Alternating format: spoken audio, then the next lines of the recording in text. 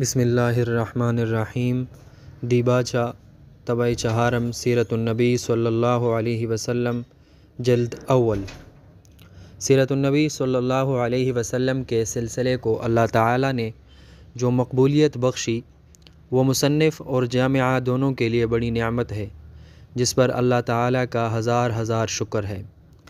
نومبر 1914 عیسوی میں مصنف کی وفات کے بعد جب سیرت کا مسودہ مصنف کی وصیت کے مطابق اس ہیجمدان کے ہاتھ آیا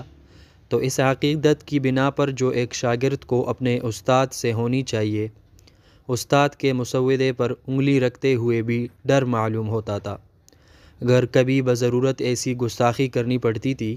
تو خواب میں بھی ڈر جاتا تھا۔ مسودے کا مبیضہ مصنف کے سامنے ہو چکا تھا، اس لیے اس مبیضے کا مقابلہ مسودے سے اور نہ مسودے کا مقابلہ اصل ماخذوں سے